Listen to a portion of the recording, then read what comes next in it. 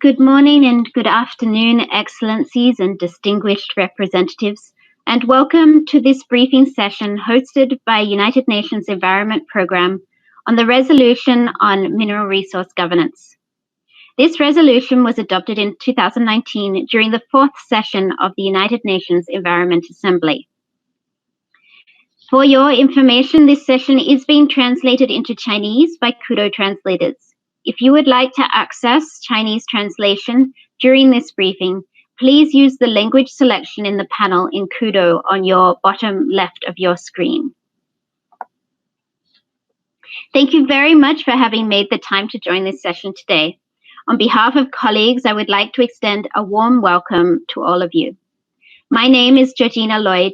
I am the Regional Coordinator for Environmental Law and Governance in the Asia-Pacific Regional Office of the United Nations Environment Programme, or UNEP, based in Bangkok. I'm also the regional focal point for the implementation of this resolution. I'll be facilitating the briefing today. UNEP is convening a series of virtual consultations at multiple scales, sub-regional, regional, and global. We're convening these consultations in all UNEP regions from July to September this year. There will also be a global forum later in 2020 where all regions will be brought together to be updated on the next steps as we prepare for the fifth session of the United Nations Environment Assembly to be held in February 2021. During today's session, we will provide a briefing to update member states on the consultation process and the implementation of this resolution. This briefing is being organized jointly by the United Nations Environment Programme and our technical partners, the University of Queensland's Sustainable Minerals Institute.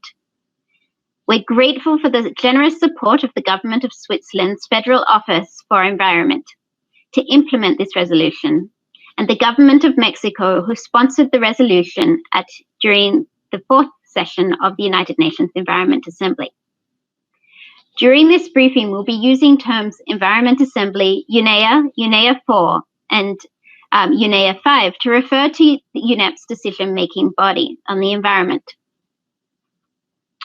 UNEA4 refers to the fourth session of the United Nations Environment Assembly. We are hosting this virtual briefing during this extraordinary time when countries around the globe and in our region are fighting a deadly pandemic. We acknowledge that COVID-19 pandemic is a global health crisis, which is resulting in significant and far-reaching socioeconomic impacts.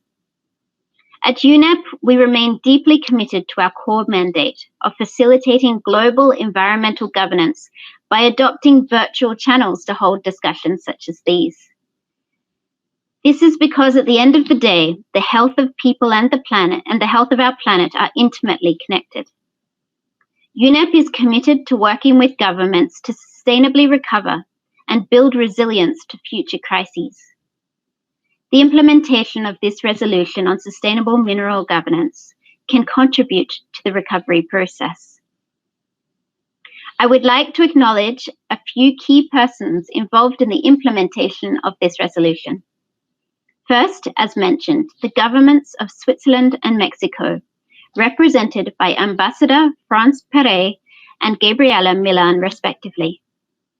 Within the United Nations Environment Programme, I am pleased to acknowledge Dr. Deshan Sering, Regional Director for the Asia-Pacific Office, Ligia Norona, Director of UNEP's Economy Division, Elisa Tonda, Head of the Consumption and Production Unit in UNEP's Economy Division, and Angela Kariuki, Legal Officer in UNEP's Law Division.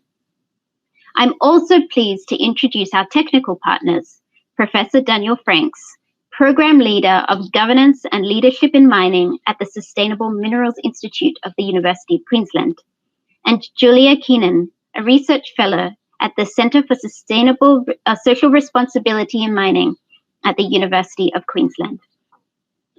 Excellencies, ladies and gentlemen, before I give the floor to our first speaker, allow me to provide you with an overview for this briefing session. First, we will hear from Dr. Deshan Sering, Regional Director, who will set the scene for our discussions today. We will then hear from the governments of Mexico and Switzerland on their respective roles and interests in the UNEA4 Mineral Resource Governance Resolution. Following these words from the proposer states, we will turn to Professor Daniel Franks, who will present a more detailed briefing on the resolution. His presentation will cover details of the resolution, specifically the operative paragraph that we are implementing. He will also introduce the foundational studies that have informed the process so far.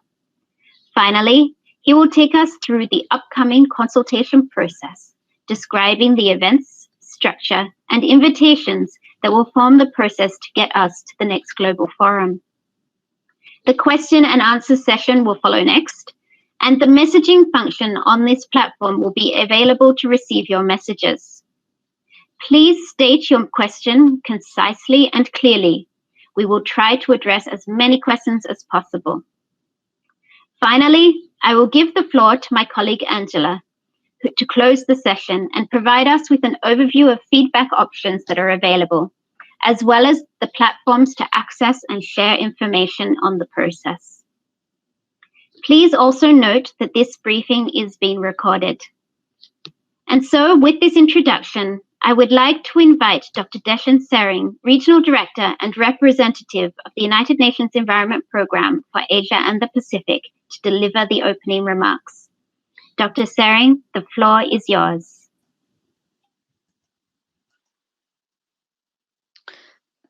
Thank you, Georgie.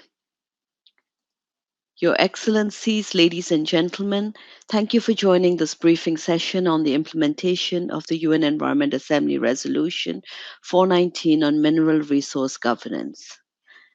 The UN Environment Assembly is the world's highest level decision-making body on the environment, with a universal membership of 193 member states. The Assembly meets biannually at UNEP's headquarters in Nairobi, Kenya, to set priorities for global environmental policies and to develop international environmental law. Through its ministerial declaration and resolution, the Assembly provides leadership, catalyzes intergovernmental action on the environment, and contributes to the implementation of the UN 2030 Agenda for Sustainable Development. This assembly is also UNEP's governing body. It has had 4 sessions starting in 2014. This was preceded by the Governing Council, and the next UNEA session will take place in February 2021 under the theme of Strengthening Actions for Nature to Achieve the Sustainable Development Goals. During UNEA4, member states adopted the UNEA Resolution 419 on mineral resource governance. This resolution recognizes the important contribution of mining towards the achievement of the Sustainable Development Goals and the dependence on low carbon clean technologies on metals and minerals. Among other things, it requests UNEP to collect information on sustainable practices, identify knowledge gaps and options for implementation strategies, and to undertake an overview of existing assessments of different governance initiatives and approaches on sustainable management of metal and mineral resources. Excellencies, ladies and gentlemen, your participation in these consultations are important to assist us to implement this resolution and to integrate the outcomes into a report for submission at UNEA5. We acknowledge the commitment shown to join these virtual sessions in these unusual times of COVID-19, and we thank you for your time. COVID-19 is a pandemic that shows us the strong interlinkages between human activities and the impact on human well-being. The risk of zoonotic diseases is linked to the unsustainable utilization of natural resources, accelerated by urbanization, land use change, and extractive industries. It is important that when we look at the governance of extractive industries, we also integrate this into the discussion. During the consultations, we're looking to hear your experience, collect your expertise and insight, and to obtain your feedback on the governance of extractive industries. More specifically, and as requested by UNEA4 resolution, what we hear from you during the consultations will guide us in the identification of best practices and knowledge gaps, in the assessment of existing governance options. In the course of these consultations, we will look for your insight and guidance. to assess what works and what does not work in the various overlapping initiatives and national policies aimed at improving the sustainable management of minerals and metals. To report back on the current governance frameworks of key issues, including on mine tailings, sand extraction, conflict minerals, and critical metals. To identify knowledge gaps on good governance observed different parts of key mineral value chains, to explore how these gaps can be addressed given the knowledge, implementation capacity, and awareness differentials in different mining geographies, and to explore the kind of institutional and governance frameworks best suited to support sustainable development with regard to the sustainable management of minerals and metals across the whole life cycle. The findings from this regional consultation will feed into the report on the implementation of this resolution, which will be presented to UNEA4 in February 2021 for consideration on any next steps.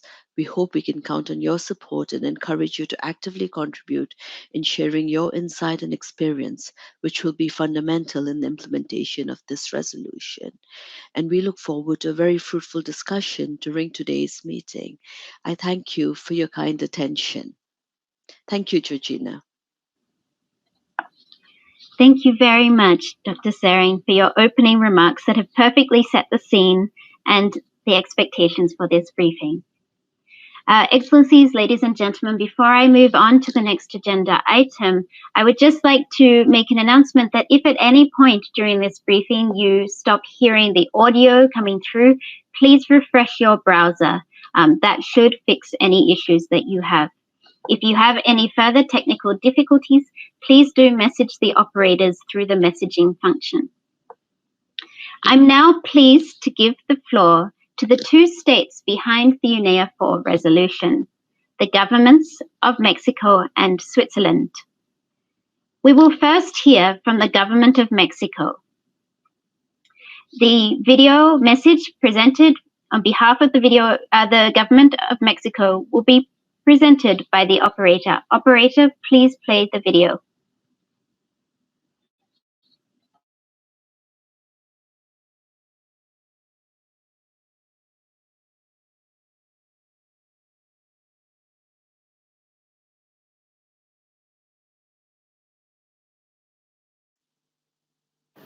Dear participants, thank you very much for your interest to participate in this session today. We understand this is a difficult time for all countries and partners, at a time where priorities are shifting and strategies are being reformed for the future. We highly appreciate your time for joining us today in this briefing on mineral resource governance. Although widely questioned because of its environmental and social impacts, mining is a necessary activity for addressing human needs. With appropriate governance schemes, mining can be a strategic contributor to the 2030 Agenda and the Sustainable Development Goals. We must recognize that companies' major purpose is to obtain profits. However, it is merely impossible for companies to remain long-term in the market without two basic conditions: social acceptance and environmental care. These two conditions are more easily achieved when a good governance framework exists. Many cases of mining practices around the world have somewhat failed to shape a complete governance framework, which has led to severe environmental degradation and social unrest. Cost living accidents, water scarcity, cultural depletion, and health problems due to environmental pollution has encouraged social opposition to rise in countries where mining is present. Mining is changing worldwide. Not only the demand for new minerals and some metals has increased, but others are being replaced as part of new demands for the latest technologies and different energy sources. Moreover, traditional rich mineral deposits are increasingly scarce, so wastes are produced in much more significant volumes, and some aggressive substances like acids and cyanide are used more frequently. Artisanal and small-scale mining, usually practiced on unhealthy and risky conditions, represents the only income source for many people and a key activity for the economic development of some regions. Nowadays, there's no place to leave it aside of countries' national policies that support the creation of fair economic and development opportunities for this sector. Countries must be aware of those changes and develop strategies to attend new mining demands and update the policies toward more sustainable practices in this industry. Governments, companies, and society must work to induce mining practices that consider the environment and human well-being at the center of their activities without compromising the economy. Relevant stakeholders in the extractive industry have not only the opportunity, but the responsibility to establish a new framework within mining must be practiced in order to catalyze the economic, social, and environmental improvement needed in the places where it occurs. Mechanisms to identify the existing gaps in mineral governance conditions within countries must be applied to promote any changes needed. Sharing experiences among countries is a good form to implement the lessons learned in policies and strategies as fast as possible and to attend social and environmental demands while protecting the company's economic interests. The Mineral Resource Governance Resolution considers both topics and calls for all relevant parts to get involved according to their responsibilities. Relevant stakeholders related to mining have to work together to enable conditions for the achievement of the 2030 Agenda and the Sustainable Development Goals. For many countries and local communities, a good governance and policies related to the mining sector need to be redesigned as an important way to reach its economic progress and a hope of wellness. A well-suited mining governance framework aimed to the completion of concrete goals is a necessary condition for this to happen. Thank you very much. Mexico looks forward to hearing all your contributions on this important topic.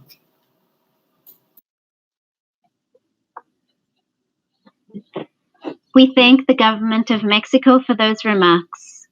Now let us turn to the remarks from Switzerland's Federal Office of the Environment. Operator, please play the video. In March 2019, the fourth United Nations Environment Assembly has adopted a resolution on mineral resource management. Switzerland, together with Mexico, has sponsored this resolution. The adoption of that resolution was an important step because mineral resource management lies at the heart of sustainable development. Indeed, the extraction, but also the use of mineral resources can pose a fundamental threat to the environment. Important economic interests are involved, and typically the poorest and socially most disadvantaged are the ones that suffer most from an unsound extraction of mineral resources. Therefore, it is important that the international community starts to address this challenge. A country can typically not solve individually that problem because there is always the risk of the race to the bottom because of competitive reasons. Therefore, international cooperation is needed. UNEP was requested to collect best practices, information about challenges and difficulties, and also to make an assessment about possible ways how to govern best the mineral resource extraction. This work is important. It will lead towards a report that can provide the basis for next decision at UNEA next year in 2021. I would like to thank all of you for engaging in that discussion, for providing your insight, your expertise, and your knowledge about difficulties, about challenges, but also about best practices and success stories, so that UNEP can collect that information and that we, the governments of the world, then can come together next year and decide on the next step to make sure that the mineral resources will be used in future in a sustainable manner. Thank you very much.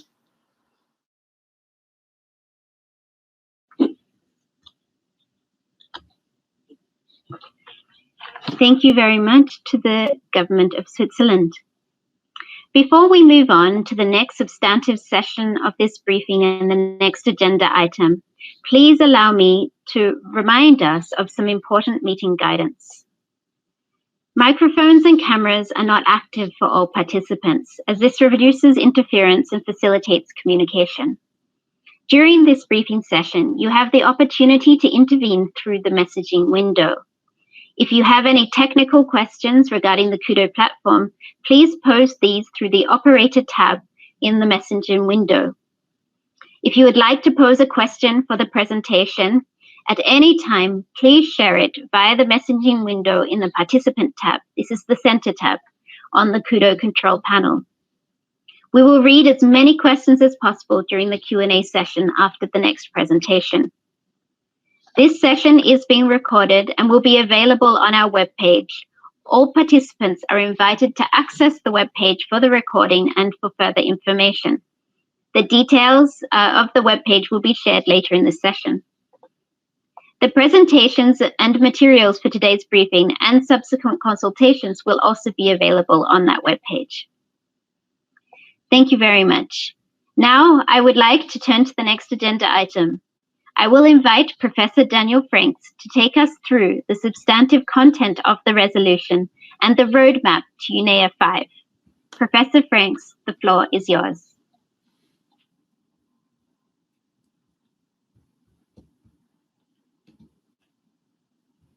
Thank you, Georgina.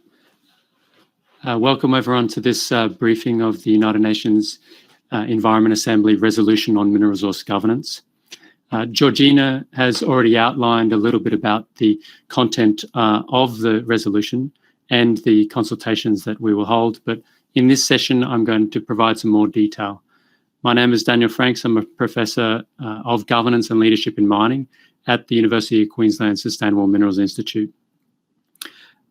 The operative text of the United Nations Environment Assembly for Resolution on Mineral Resource Governance calls on UNEP to collect information on sustainable practices, identify knowledge gaps and options for implementation strategies, undertake an overview of existing assessments of different governance initiatives relating to the sustainable management of mineral resources, and report back to the United Nations Environment Assembly's 5th session, which will be held in early 2021.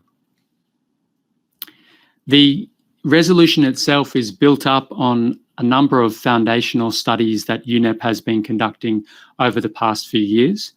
Those studies have broadened the role and the engagement of the United Nations system in mineral resource governance issues, and has been prompted by member states advocating for more active engagement on the topic. There's 3 main foundational studies that were integral to the resolution. The first is a 2019 report of the International Resources Panel, a body of the United Nations Environment Programme, on mineral resource governance in the 21st century, gearing extractive industries towards sustainable development. This report was released in 2019 as a summary report, and then later in 2020 released as a full report. That report is very comprehensive and overviews the myriad of different governance arrangements on different topics, different issues in different regions and on different mineral commodities to try and achieve sustainable development. The study also calls for a range of different measures, cooperative measures that could be undertaken by member states at the international level. The second study is the 2019 study on sand and sustainability by UNEP Grid Geneva. This report talks about the very significant amount of sand and aggregate material that is mined every year, up to 40 billion tonnes per year. That has not currently been or historically been included in a lot of governance and regulation around mineral resources. There's very significant sustainable development challenges as a result of the unregulated extraction of sand, but also very significant economic contributions from that sector to both the miners involved in mining sand and the use of those sand and aggregates in infrastructure, in road building, in disaster reconstruction, and a myriad of other applications in the economy. The third foundational study was a 2017 report by UNEP Grid Arundel on mine tailings storage, safety is no accident. This study came about following the Mariana tailings facility failure in Minas Gerais in Brazil in 2015. That was one of the most serious environmental incidents that has happened in the Southern Hemisphere. And a iron ore tailings facility of BHP and Vali collapsed and caused a large number of fatalities and very significant environmental challenges. Tailings facility failures happen with a regularity that is uncomfortable to the international community and member states, and also to the industry itself and many other advocacy organisations. And there has been an increasing energy and momentum for reform of tailings facility management and governance. As a result of this report, a roadmap was developed in 2018, and that roadmap laid out what a tailings reform agenda could look like. In 2019, in January 25th, a little after noon, another tailings facility failed in Minas Gerais in Brazil, resulting in the fatalities of more than 270 people and very significant environmental, social, economic, and financial damage. That facility led to calls from the investor community to develop an international tailings management standard, and also led to a very significant reform process whereby UNEP, the Principles on Responsible Investment, and the International Council on Mining and Metals came together to form the Global Tailings Review, develop an international standard, and that standard is due to be released soon. All of those foundational studies were also accompanied by other work at the international level, such as the United Nations Development Program's work on artisanal small-scale mining and development minerals, and in particular the Mossi Otunya Declaration that was came together in 2018 on artisanal small-scale mining, quarrying, and sustainable development. The key components of the implementation of the Mineral Resource Governance Resolution are as follows. We have developed a discussion paper that outlines the context for the resolution, the importance of the topic, and some existing knowledge about mineral resource governance, in particular, key findings from the studies that I just mentioned, but also sets up the questions that we're looking for discussion and consideration during the consultation process. Those questions I'll outline in a moment. The consultation process itself consists of 4 main types of consultation. The first are briefings with member states, such as the briefing that we're holding today. The second and third are sub-regional and regional level consultations, where we'll try and get into the detail of the consultation questions that we'd like to propose. And the fourth is a global consultation where we come together to share what has come out of the regional and sub-regional consultations. Because of COVID-19, we have moved to more virtual forms of consultation. We're holding more than 20 events around the world for each region. With that comes opportunities. We can reach more people than would have been possible in a live format, but it also comes with challenges in that the amount of consultation that we can fit into a virtual online format is much more difficult than face-to-face format. What we're doing to accompany that is to prepare accompanying materials, information, and other ways to discuss and digest and hear feedback about mineral resource governance. We have developed a podcast series that will be launched on Monday that will discuss key issues in mineral resource governance. We are accepting video submissions on key consultation questions, and Angela at the end of the presentation today will share with you how you can send your video submissions. We have a written submission process whereby member states and multi-stakeholder groups can write and submit their feedback on the consultation questions. And we also have a survey instrument where feedback can be gathered. All of these virtual forms will help to make the stakeholder process even more meaningful. Our virtual regional and sub-regional stakeholder consultations are multi-stakeholder. We want to hear the voices of all stakeholders involved in this process, and have discussions that are meaningful across those different stakeholder groups. And finally, we'll bring all of this information together in a report to UNEA4, which will be held, as we said, early next year. The timeline for all of these elements is that we have, over the past few months, developed a discussion paper, a roadmap for the regional consultations. We've submitted that discussion paper for expert review, and we finalised it and then released it to you. You received the discussion paper in your introductory pack accompanying this session. We will be inviting multi-stakeholders to register for regional consultations shortly, and those and sub-regional consultations. Those consultations will be held throughout the rest of July and through August, and we will hold a global consultation in late in September, and then we will report back on the findings and outcomes of those consultations by around mid-September, drawing all of that material together for a report to UNEA4, a draft in October, and then a final report in November. The outcomes of our consultations essentially mirror the implementation request of the resolution itself. We want to support the resolution and develop a pathway going forward to UNEA4. The resolution essentially calls for information materials for member states to consider going forward, and what those information resources can help member states do is consider what forms of better cooperation around mineral resource governance and governance is needed.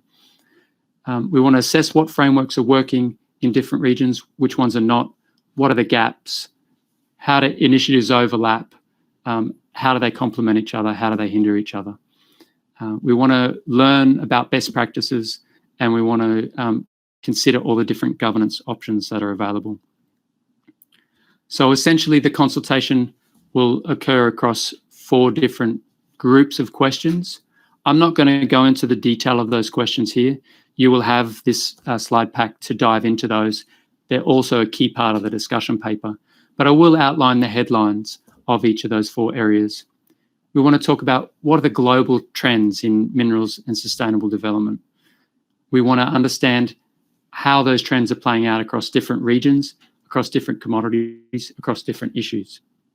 We want to draw lessons from how you as member states and how other multi-stakeholder groups are experiencing the governance of mineral resources. 2, we want to discuss the findings of those foundational studies on mineral resources that I just shared with you. Those studies are available on our website, and also there are links in the discussion paper to them and an overview in the discussion paper of the main findings. And we want to hear from you about how relevant those findings are to your jurisdictional context and what we can learn from those findings going forward. 3, my slide's not changing. 3, we want to discuss what are the options for governance of mineral resources. What action can we undertake and in what form? And 4, what are the best practices that could inspire the next phase of sustainability in the extraction and use of minerals?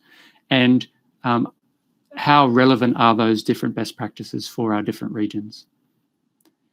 We will be inviting potential participants to become part of the regional consultations shortly. You as member states should already have received registration options for those consultations. We very much look forward to hearing your voice and the voice of the myriad of different stakeholders. We want you to get involved, so please participate. If you've got any questions, please reach out. I'll now hand over back to Georgie.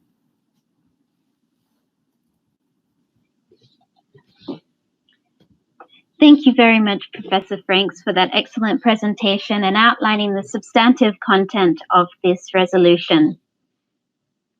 I would now like to open the floor for questions that can be posed through the messaging function. So please do type in any messages that you have within the participants tab.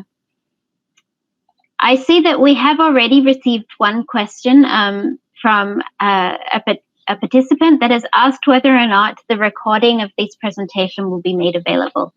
The answer to that is yes. A recording will be uploaded onto our website, and the link for that will be provided at the end of this session. So please don't hesitate to ask any other questions that you may have through the messaging tab on Kudo.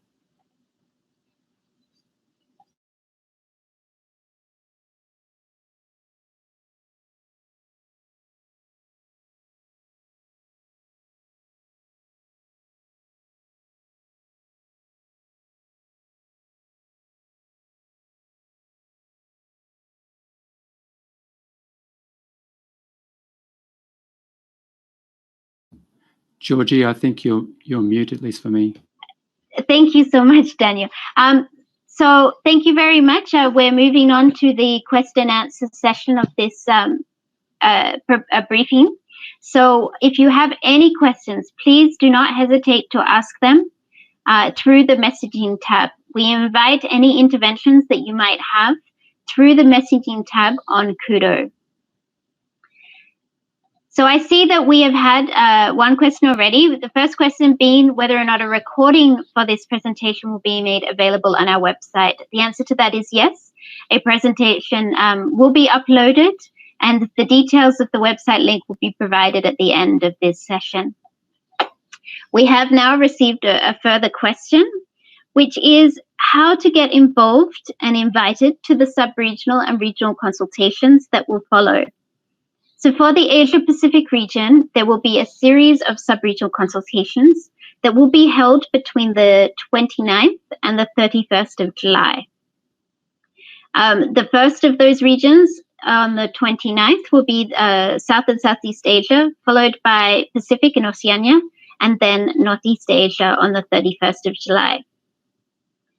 For the Northeast Asia consultation, we should have Chinese language interpretation available. We will send the invitation and registration details for those sub-regional consultations after this presentation. They will also, the registration information will be uploaded onto our website. It is currently not yet uploaded, but it should be uploaded in the next week or so.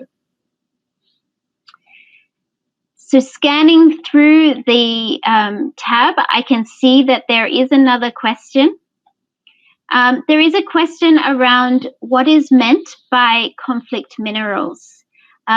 Professor Franks, if I may invite you to respond to that question. Thank you. Sure, thank you for the question. I'll also take the sub-question there, what are critical metals as well. So conflict minerals is a shorthand term that is often used in popular media and sometimes in academic literature and in other formats that refers to minerals that tend to generate civil conflict during the process of mining. It's not a term that is well defined, and I prefer to use different forms of describing that issue. The minerals that they typically mean are very high value minerals that tend to attract non-state actors and other criminal networks to be involved in the extraction process, either by armed groups being involved directly in the mining or extorting the mining by artisanal small-scale miners or large-scale mining companies. Those high-value minerals tend to be metals. They tend to also be what's sometimes called 3 T's and G, so tin, tungsten, tantalum, and gold. It's more that the minerals can be associated sometimes with conflict. So the term conflict minerals is a bit of a misnomer. A better way of describing it is that the conflict can be part of these mineral supply chains. The term critical metals is often used to refer to a suite of metals that are used for very strategic purposes for defense and technology that are in short supply or limited supply globally. They're critical to the countries that are trying to import those metals, and those supply chains might be very narrow supply chains or difficult to source that material along those supply chains. Rare earth metals and rare earth elements are commonly within that category of critical minerals or strategic minerals, but each country usually defines their critical minerals based on the needs that they have for their technology or defense industries, etc. But the ability to supply those metals is a key reason as to why they'd be considered critical or not. Back to you, Georgie. Thank you very much, Professor Franks. So we have a further question about participation in the subsequent sub-regional and regional consultations. The question being, can I invite further participants to join in these consultations? We've also had a similar question about who will be invited to the sub-regional and regional consultations. The response to that is that the following consultations will be multi-stakeholder consultations. So please, we invite you to forward the invitation and get colleagues from government agencies as well as non-governmental colleagues participating in these consultations. The consultations can involve members of academia, private sector, and others. So again, we will disseminate the call for registration for the sub-regional consultations after this, and you may forward that call for registration to other stakeholders who you think would be interested and would like to participate in this resolution. We have had a specific question on what is the difference between the sub-regional and the regional consultations. To respond to that, the sub-regional consultations are focused on information sharing on the Mineral Resource Governance Resolution and the report findings with stakeholders and requesting input from those stakeholders through videos, email submissions, and the survey. They will also focus on specific issues that are contextualized at the sub-regional level. So if you are particularly interested in issues around mineral resource governance, say, for example, in the Pacific, then we would invite you to attend the Pacific sub-regional consultation. The regional consultations will be more focused on providing feedback from the key messages from those sub-regionals that will then identify common issues and differences in order to prepare for the global submission. So it will be consolidating those inputs that we have received through the sub-regional consultations.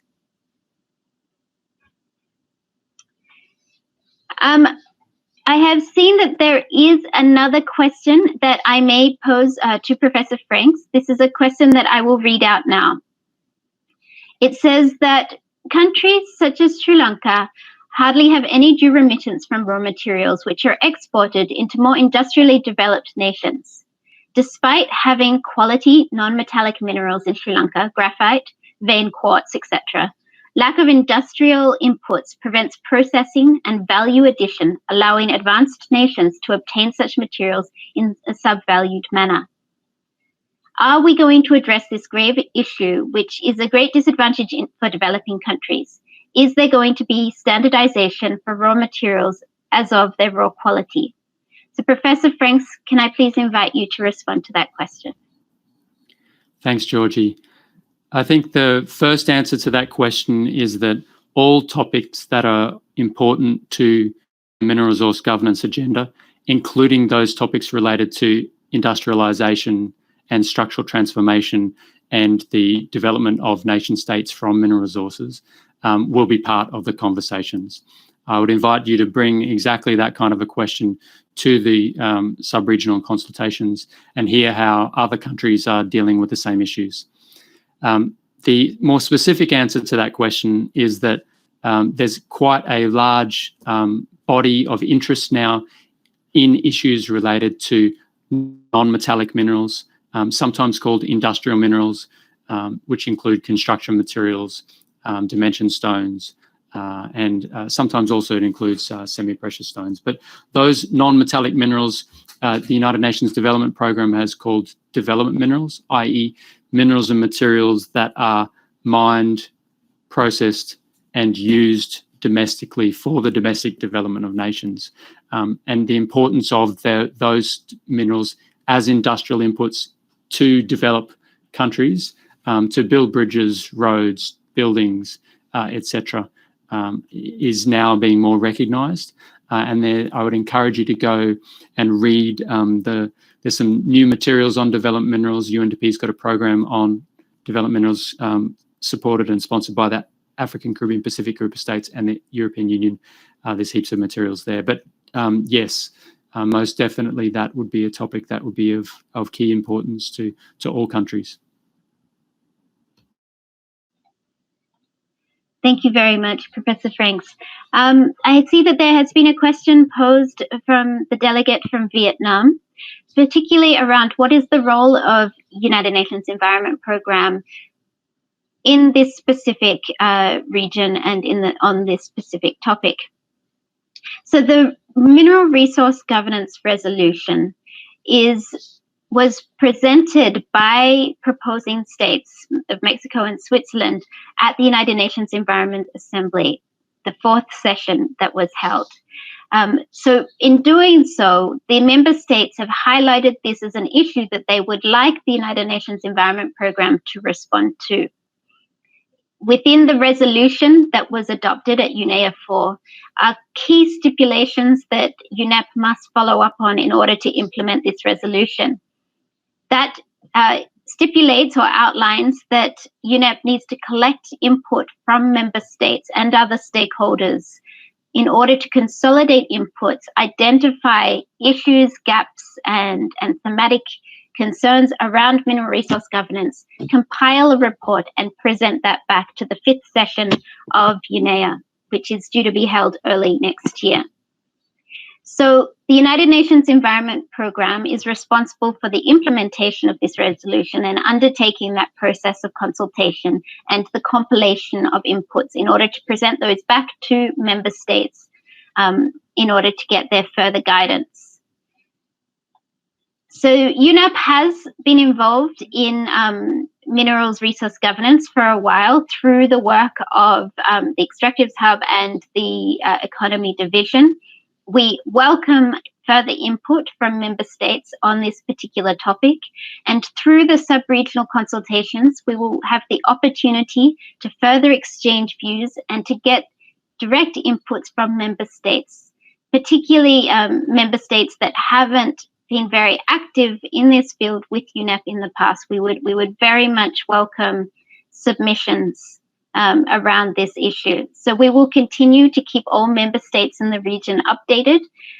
We encourage you, please, to forward the invitations for the sub-regional consultations and to actively participate through the submission in a variety of forms, whether it be written submissions, video submissions, or attending the meetings and participating at that time.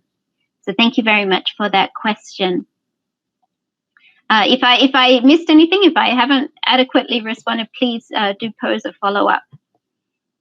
There has been a further question on who is responsible for consolidating inputs and comments for the sub-regional consultations.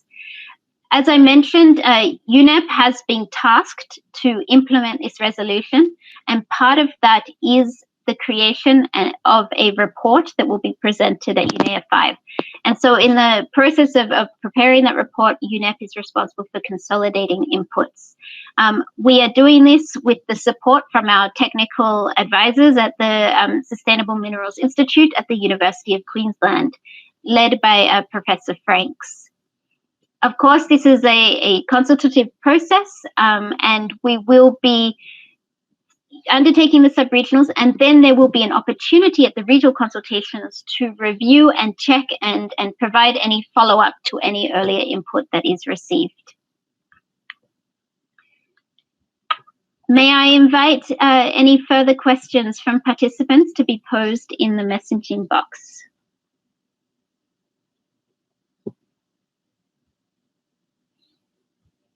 I see that we have had a further question that asks about some of the foundational studies that were presented by Professor Franks. So Professor Franks, if I may invite you, please, to respond specifically to the work that has been done previously on mineral resource governance by UNEP. Thank you, Professor Franks. Thanks, Georgie.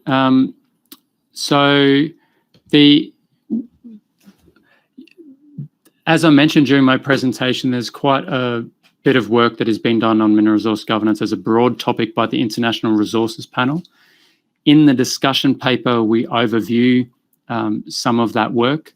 Essentially, what the International Resources Panel did, which is a body of UNEP, is to look at all the different instruments that are used to regulate mineral resources at the local level, regional level, global level, continental level, and how they are operative on the different thematic issues that they are proposing to tackle, and also how they overlap with each other. So the International Resources Panel found more than 80 separate governance initiatives, multi-stakeholder governance initiatives. It included those initiatives that are operated as part of formal governance by states, and also those that are operating in a way that is voluntary or linked to finance. So there's a whole host of those initiatives. They all address different topics. The International Resource Panel then looked at how we could have a better coordination across all of those different initiatives. In terms of the work that UNEP has been doing more broadly than that, there's quite a lot of work that UNEP's been doing on the role of natural resources in post-conflict and peace building. There's a whole program of work that looked at how mineral resources might be involved in generating conflict and how they can be used in the post-conflict setting to rebuild after conflict. And beyond that, UNEP has also been very active on the issue of tailings more recently, and the issue on cyanide and its use, and mercury and its use. So there's a global treaty now, the Minamata Convention, that is looking at trying to reduce mercury, and one of the common uses of mercury is in the artisanal and small-scale mining of gold. So there's quite a lot of work on that program as well.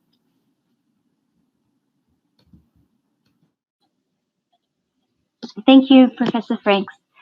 So I see that we have a follow-up question regarding the timeline of work for the implementation of this resolution and the particular roles of different entities in implementing the resolution, specifically minerals organizations. Thank you for this question. So the next stage of the implementation will be the sub-regional consultations, and these will be held between the 29th and the 31st of July this month. As I said, they've roughly been divided into a consultation for, depending on time zones, for Southeast Asia, and then also one for Pacific and Oceania, and one for Northeast Asia. And for the Northeast Asia consultation on the 31st of July, there will be Chinese language translation available. We invite anyone to participate. You are not restricted to joining just the sub-regional consultation that pertains to your specific region, although of course we are hoping that in those sub-regional consultations, we will get some more contextualized input that is relevant for the particular region. But for example, if you can only join the 30th, then please feel free to join. English language will be available at all three sub-regional consultations.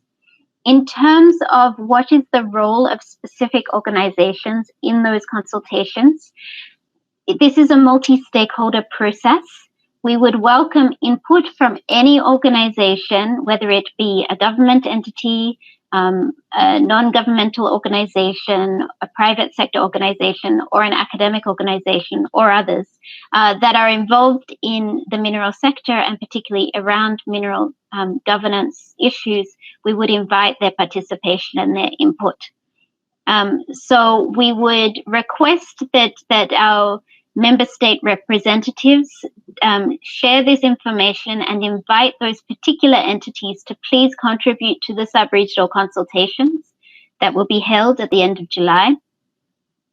Also, they may wish to also participate in the follow-up regional consultation that will be held in August. And at the moment, that is scheduled for the 19th of August.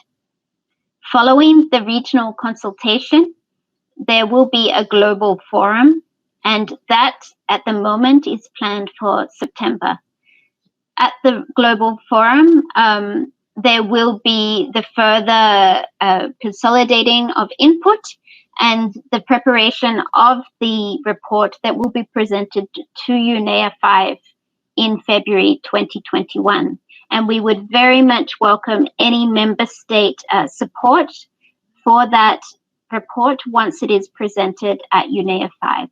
So if you would like to be particularly involved in the process leading up to the 5th session of the United Nations Environment Assembly, and if your government would like to be involved in supporting further discussion of the resolution at UNEA4, we would very much welcome you to reach out to us. And my colleague Angela will present to you those connection details and email links for you.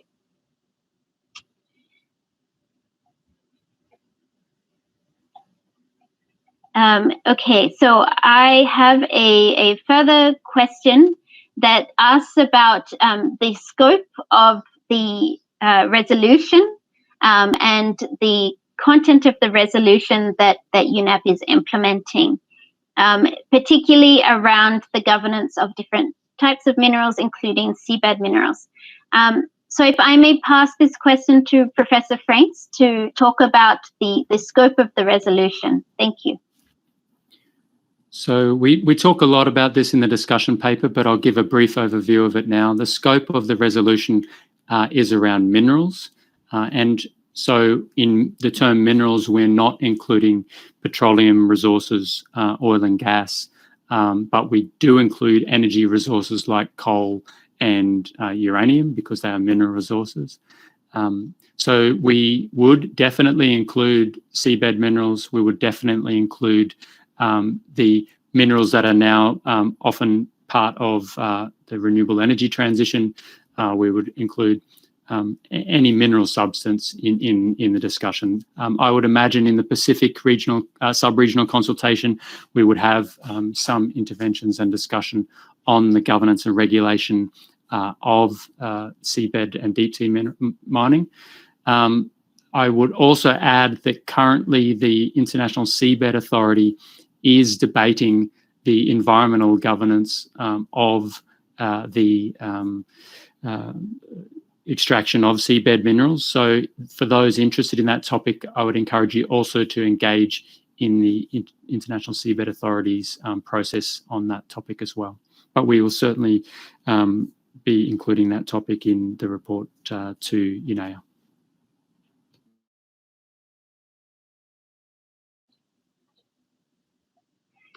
Thank you very much, Professor Franks. At this time, I do not see any further questions that have been raised from the floor. Please do post any questions that you might have within the messaging tab.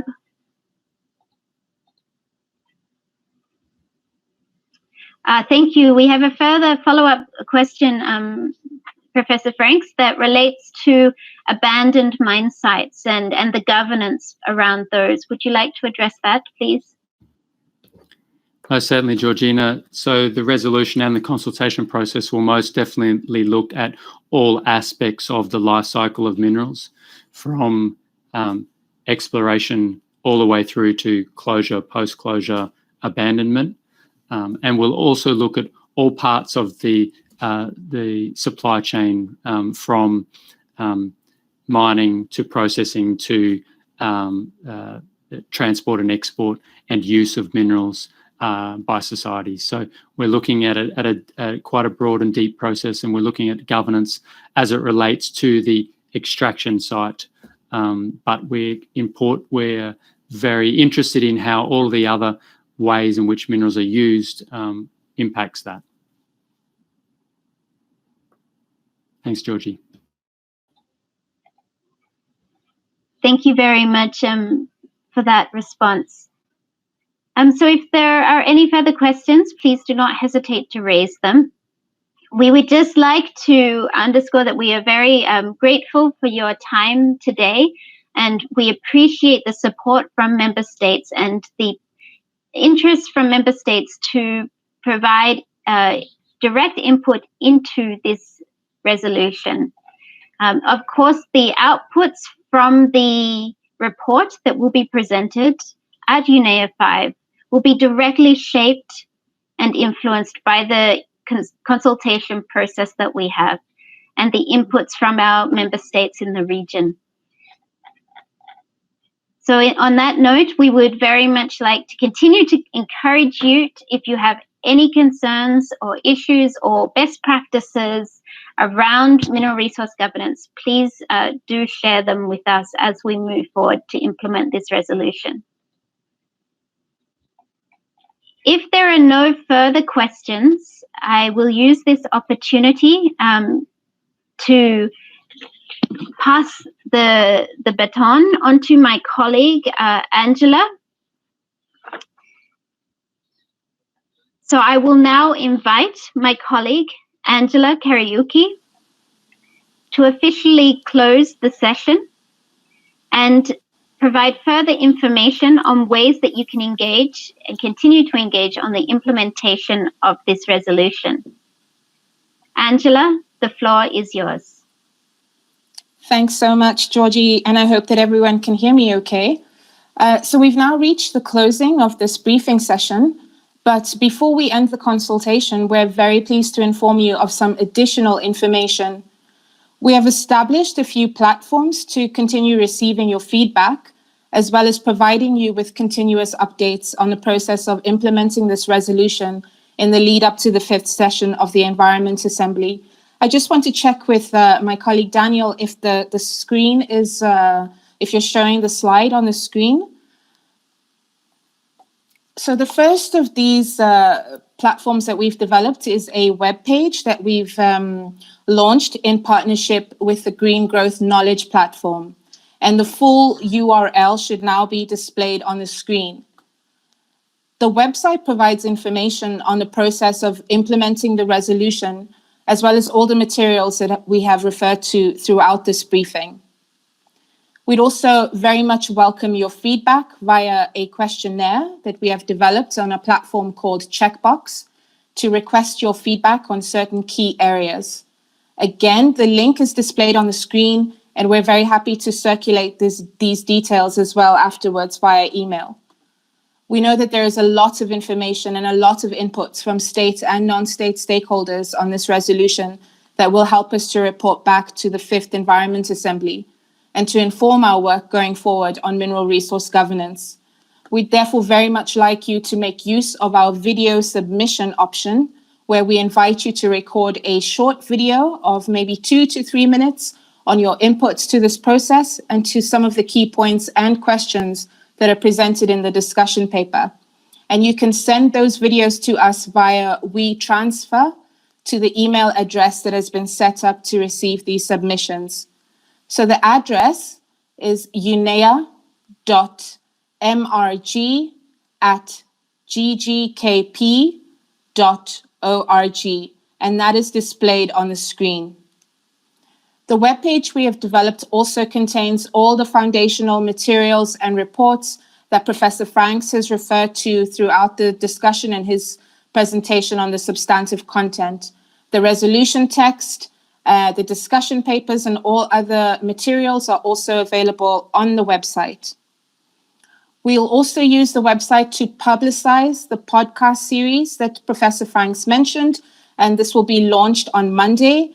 And the podcast series will cover the content of the resolution, as well as related discussions and the process of implementing the resolution. Finally, if you have any feedback or any questions on the particular aspects that I've just presented, please feel free to contact us using either the email address on Green Growth Knowledge Platform, that's unea.mrg@ggkp.org, or my email address, which is also displayed on the screen. We very much look forward to welcoming you all to the sub-regional consultations, which will be convened from the 29th to the 30th of July, and then the regional consultation will follow on the 19th of August. Please don't forget to register for the sessions by either sending us an email or visiting our webpage that I've just mentioned, which is on the Green Growth Knowledge Platform. So thank you again for joining the session today, and we wish you a great day or evening.